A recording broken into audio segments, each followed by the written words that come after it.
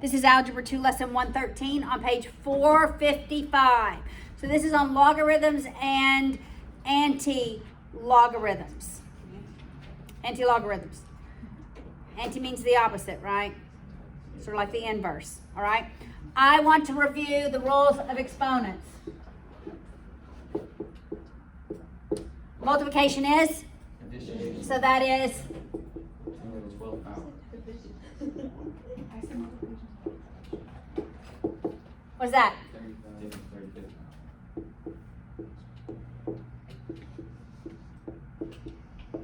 What is that? 10 to the second power. What is that?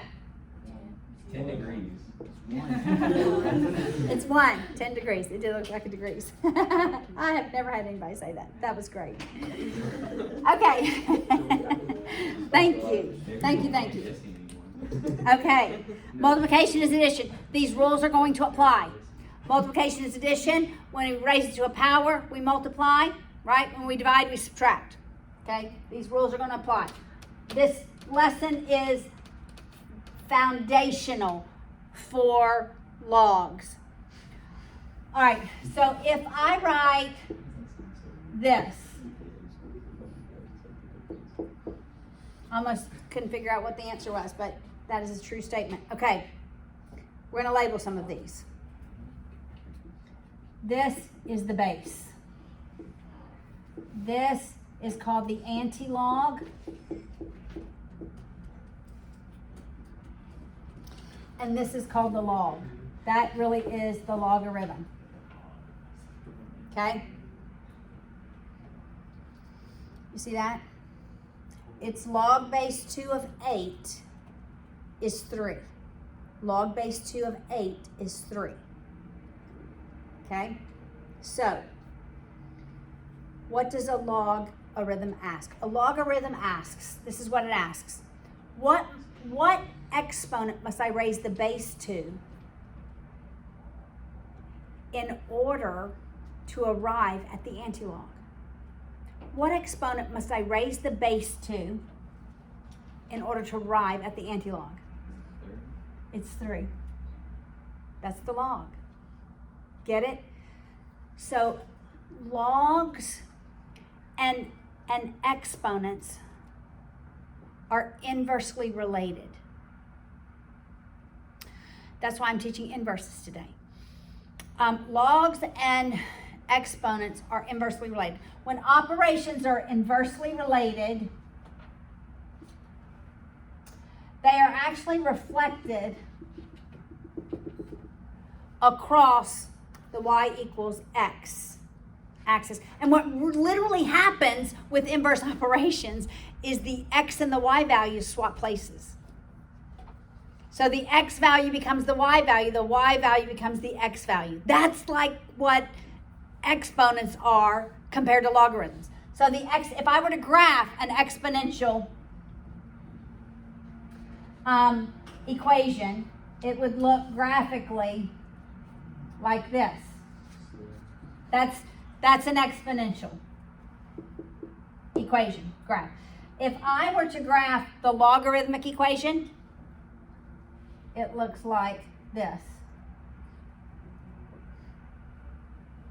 It's like it's reflected across that axis. It really is. Okay? All right, so they are inverse operations, right? So I can swap the x and the y's, and I can write this in exponential form. You ready? It goes base to log equals antilog. Base to the log equals the antilog. Base to the log equals the antilog. Okay?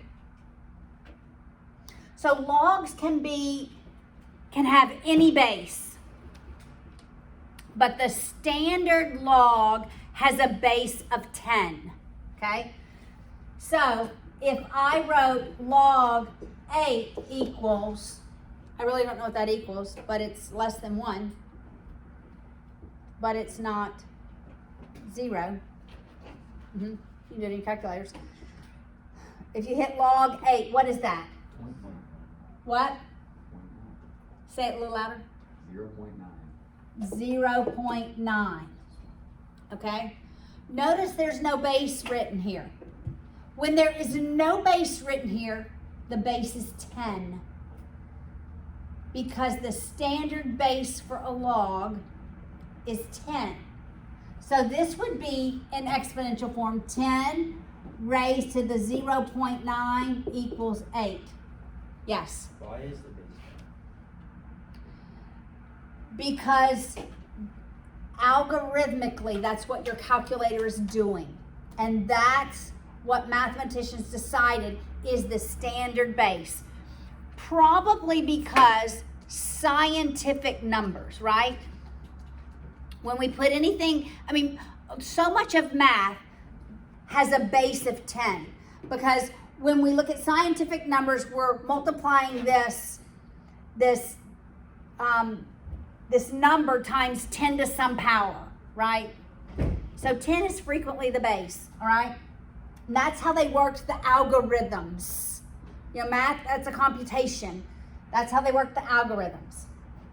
So no base, the base is 10. When there's no base listed, the base is 10. Okay? Now, there's another one that is used a lot in math.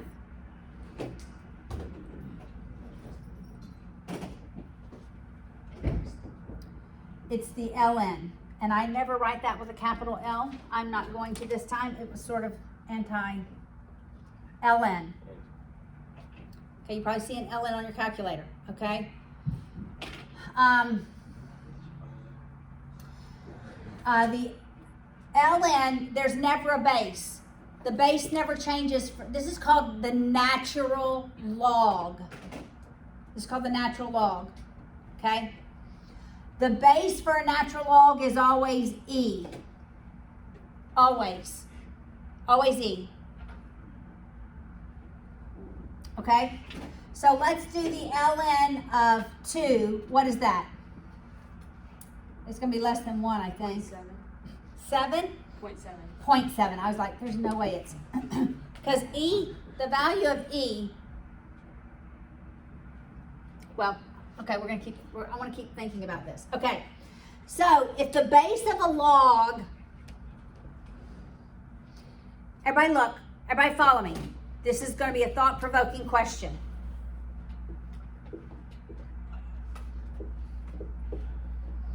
Okay, everybody look, I want you to contemplate what the log, do not use your calculators. Put your calculators down, put them down. I already did. Okay, you may not answer the question. Got it? You may not answer the question if you've used your calculator. I want every eye, every ear here. Come here. What's the base? 10. So what's the log? What must be that answer?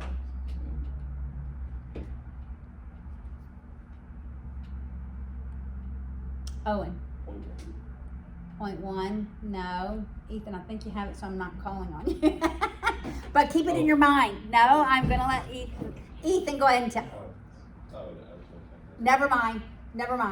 Isabella. Laura? 0. How did you know? Because, so the Ethan, is that what you were going to say? Because why, Laura? Go ahead. Because if the base is 10, then the power is raised to 0. Power has to be 0 in order for it to equal 1. Okay? So what's the ln of 1? Okay, don't use your calculators. You should be able to tell me, like, what is it? 0. It has to be 0. It has to be 0. Okay? What is...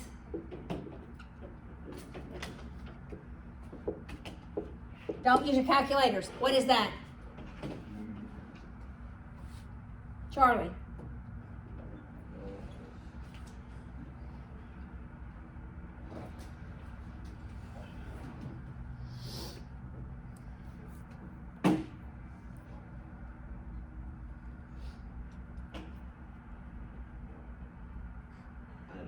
Katie? 3. 3. Why? Because 3 times 3. Well, 3 to the third power is 27. Look, everybody look. 3 cubed equals 27. Okay?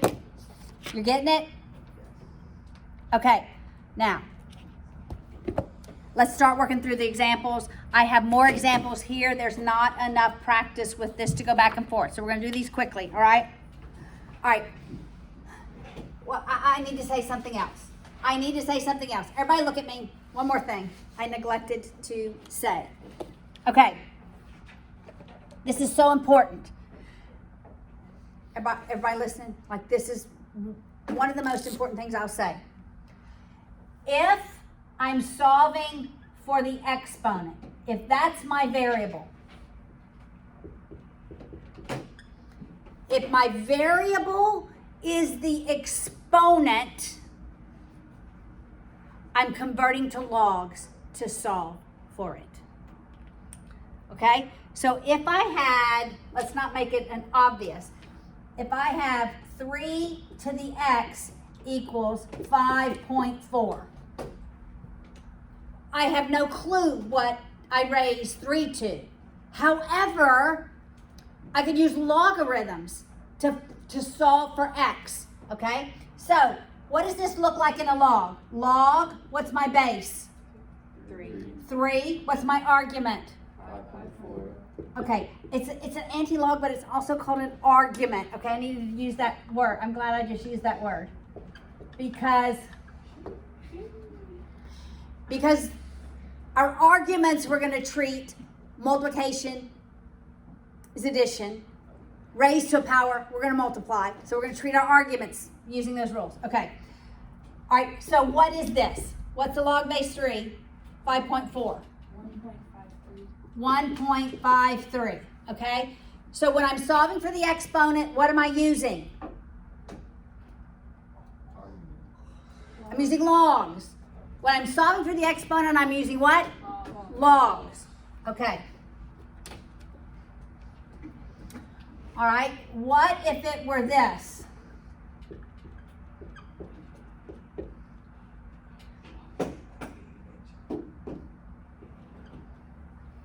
Oh, that's way too big a number.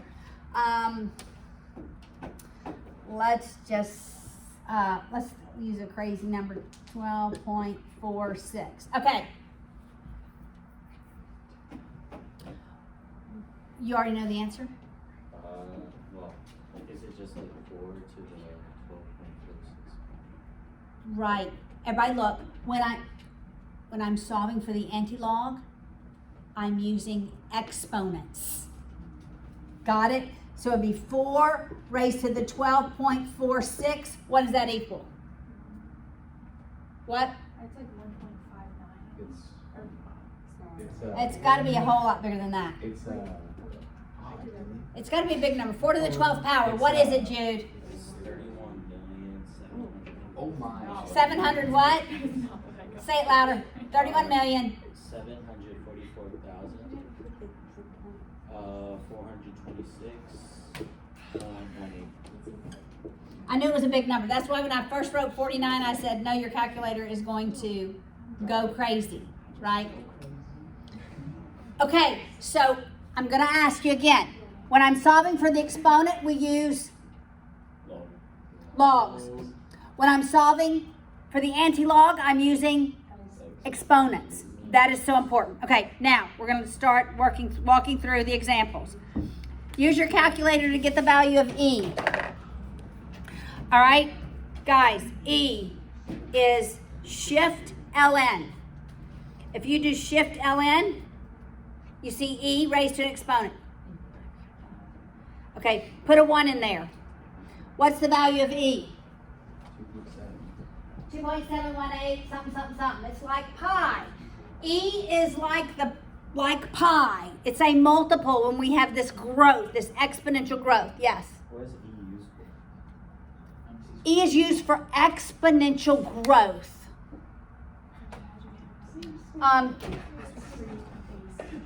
Yes.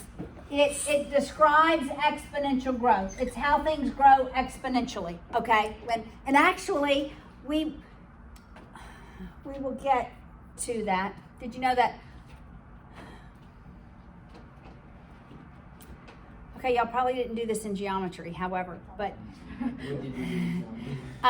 do you know that the value of pi really is it's related to the circumference divided by the diameter. That's really pi, the value of pi. It's the circumference divided by the diameter for every circle. But also, it's related to regular polygons. So the more sides a regular polygon has, the greater that this, n times the sine of 180 over n, it approaches the value of pi. So like if I had a regular polygon that had 1,000 sides, and I plugged 1,000 in for n, that is going to approach the value. Yes? Towards the end of the year, he made us prove like 3 different theorems. Like some of us had to prove the Pythagorean theorem. Right, yeah. And then I think he paired all the girls up. They had to do that. They had to prove Pi? Yeah, they had to prove pi. You don't remember? Oh, I remember that. Did y'all use that, regular polygons? Yes. You should have. Excellent. Okay. I got super close, so we never did it. No. So the same idea is with the value e. It is used for this exponential growth. That means, so here's how you get it. It's interest compounding all the time, continuously, without stop, always, forever, and ever, and ever more. So that the rate of growth approaches that 2.718, all right? Okay, now, we're going to use logarithms to simplify this equation in example 2. All right, so I'll write on the board.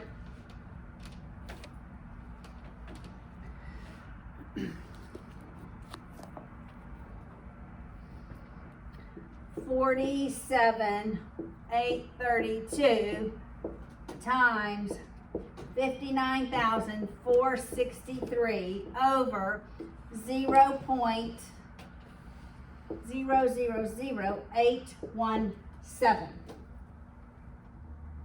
Okay, so first we're going to convert them to 10 raised to some power equals 47,832. So we're going to convert them to 10 to some power. Remember what I said when we're solving for the exponent? What do we use? Logs. So you're going to do the log of each one. Log of 47,832. What is that? 4.679 4 or 4.68. point what? 4.68. 4.68. All right. What's the log of this?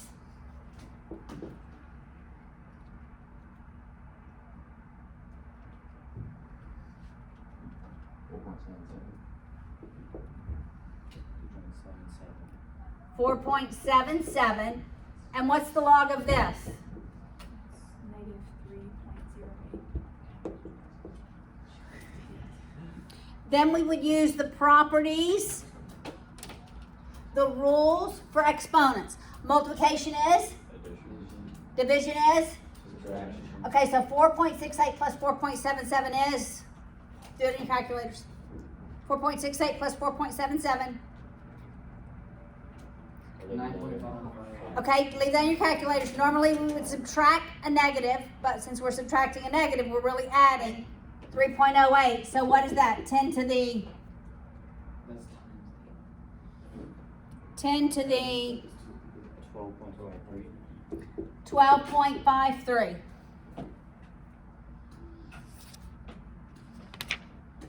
Okay?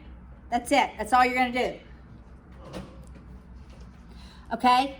Guys, are you following me? We can also use the log. We can also use the natural log. So lots of textbooks use the natural log. In fact, we do this a lot in pre-calculus. So now I'm doing the ln. What's the ln of this number? So now it's going to be e raised to that. So what's the ln of 47,832? 10.77. 10.77. What's the ln of that 59,000? 10.9. 10 point what? 9. 9. What's the ln of the denominator? Negative 7.1. Okay, then we would use the rules for exponents, right? We're not going to do that, but you can do that, all right? Now look at 113.4. So what I want you to get from those two examples is we can use logs and ln, or natural log, to solve for equations. In fact, if I have something equals something, I can take the ln of both sides and I can solve the equation. I can take the natural log of both sides and solve the equation. Okay? All right, look at 113.4. It's negative 0.0325 equals, this is kind of a, that's illogical, log base e. Okay? I'm not going to say, I'm changing the problem. It shouldn't be log base e. It should be the ln of y. You understand why? Because when the base is e, it's always a natural log. How do I solve for the argument? Exponential. Exponentials. What's my base? Always with natural log. What's the base? E. What's my exponent? All right, do that in your calculator. Second ln, raise it to that. What's the value of y? Y is 0.968.